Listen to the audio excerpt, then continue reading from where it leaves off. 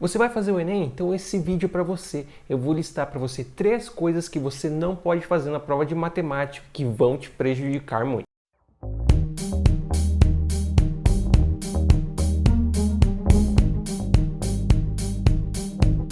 E aí, meus queridos e minhas queridas, bem-vindos a mais um vídeo do canal Instituto Ensino de Potência. Eu sou o professor Eduardo. E antes de falar aí sobre as coisas que você não deve fazer, eu quero falar para você uma coisa que você deve fazer. Você sabe que o Enem está chegando e se você tirar uma boa nota em matemática, você fica muito mais perto da aprovação. Por isso, eu lancei um e-book com as principais dicas onde eu ensino você a resolver a prova de matemática, eu ensino você a identificar quando você precisa fazer uma conta e quando não precisa fazer uma conta. Tudo isso e muito mais dicas em um único e-book com preço super acessível. Então, se você está interessado, quer ficar mais perto da aprovação, acesse o link na descrição onde adquira já o seu e-book, com certeza vai te ajudar muito.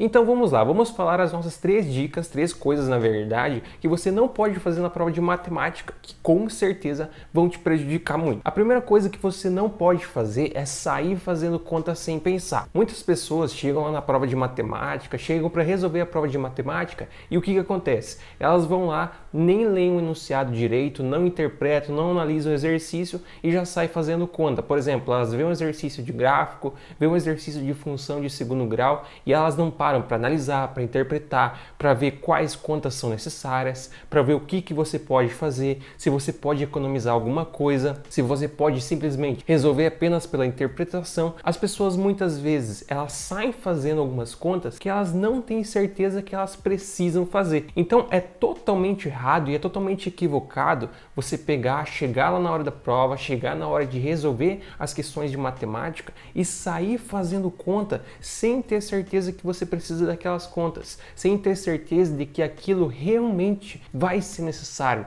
de que você realmente vai precisar daquelas contas. Porque vocês sabem, o Enem é uma prova que é cheio de pegadinhas, que é cheio de interpretação, que é cheio de coisas para te confundir. Então por isso, devido a essas questões, o que você deve fazer? Então você chega na questão e você não sai fazendo contas sem interpretar, sem analisar. Primeiro você para, analisa o que o exercício quer, analisa o que o exercício quer saber, quais dados eles te dão que podem fazer você chegar nesse resultado, nesse objetivo. Daí, a partir disso, a partir desse ponto, você sim vai fazer as contas necessárias. Mas antes disso, não saia fazendo contas sem ter certeza que você precisa daquelas contas. Porque fazendo isso, você pode perder tempo e você sabe, perdendo tempo, você vai estar prejudicando a sua prova. Então, não saia fazendo conta sem ter certeza que você precisa daquela conta.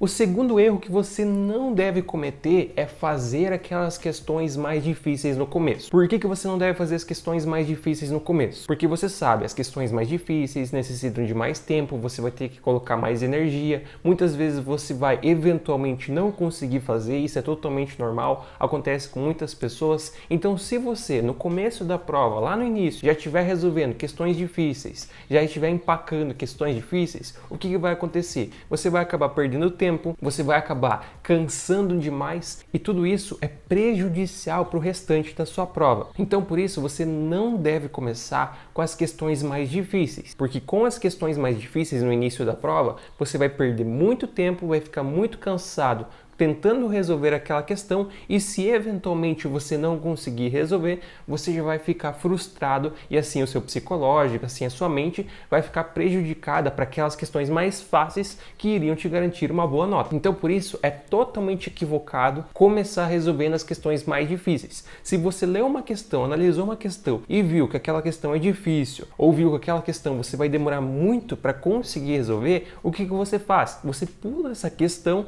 e vai para a próxima questão. Então essa é a estratégia que você tem que colocar na mente e você não deve começar pelas questões mais difíceis.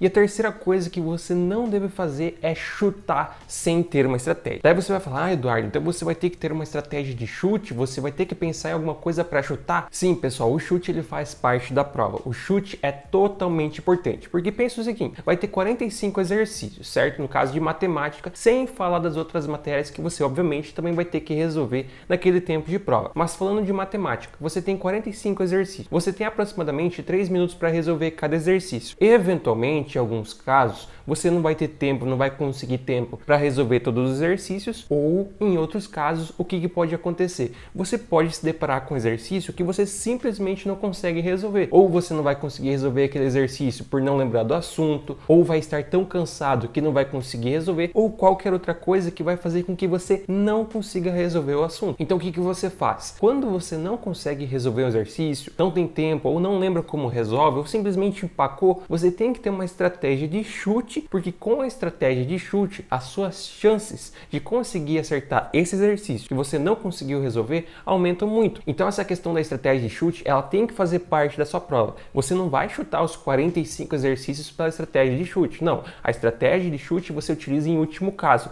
Então não chuta simplesmente o exercício de qualquer forma. Ah, a doleta, minha mãe mandou. Não, não faz isso. Você tem que ter uma estratégia de chute. Se você não sabe chutar, se você não tem nenhuma estratégia de chute, na descrição eu vou deixar o link de um vídeo onde eu ensino você a chutar da melhor forma nas questões do Enem. Existe uma lógica, existe sempre uma forma da gente pensar para conseguir chutar. E é importante que você utilize isso para sim aumentar suas chances de acertar aquele exercício que você tem que chutar. Então seria basicamente isso, gurizada. 5 coisas aí que você não deve fazer na prova de matemática que com certeza vão estar te prejudicando. Se você ficou com alguma dúvida, alguma coisa que não ficou claro, deixe aqui embaixo nos comentários que com certeza estarei esclarecendo para você o mais breve possível. Também peço para você que se inscreva e ative as notificações para não perder nenhum vídeo, nenhuma dica e nenhuma novidade. Muito obrigado a todos que assistiram, bons estudos, grande abraço, valeu e até a próxima.